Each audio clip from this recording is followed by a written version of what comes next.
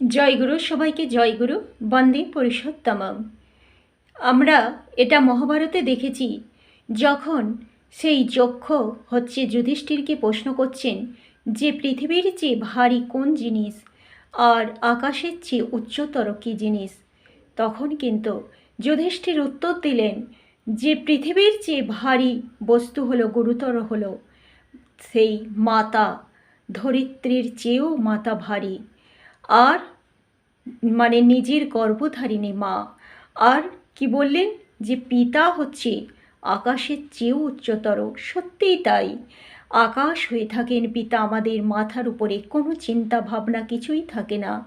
যখন দেখা যায় যে গৌতম বুদ্ধ সন্ন্যাস নেওয়ার পরে তাকে এসে খবর দেওয়া হলো তার পিতা রাজা শুদ্ধোধন তারই অপেক্ষায় বসে আছে, তখন গৌতম বুদ্ধ বলছেন তার বন্ধুকে যে তোমরা যদি আমার কাছে নাও আসতে, আমি যেতাম আমার পিতার সাথে দেখা করতে, ওটা আমার কর্তব্য।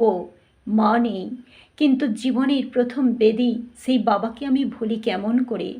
শ্রীরামকৃষ্ণ তিনিও বলছেন যে যখন বৃন্দাবনে গেলাম আসতে ইচ্ছাই করে না, তখন সেখানে এত মন পড়ে গেল, কিন্তু যখন মায়ের কথা মনে পড়ল তখন তখন চলে আসতে ইচ্ছা হলো। মা যে আমার বুড়ো হয়েছেন, তাহলে তাহলে যে যত বড়ই সন্ন্যাস নেক ঠাকুর, আমার প্রিয় পরম শ্রী ঠাকুর অনুকূলচন্দ্র, মা বাবা, বিশেষ করে মাকে তিনি বলেছেন যে সেদিন থেকে আমি সমস্ত মাতৃজাতিকে সম্মান করতে শুরু করলাম।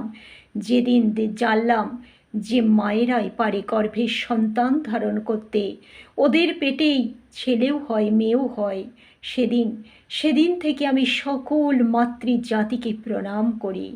সে কে ছোট কে বড় তা নয়, আমরা যা পারি না ওরা তা পারে।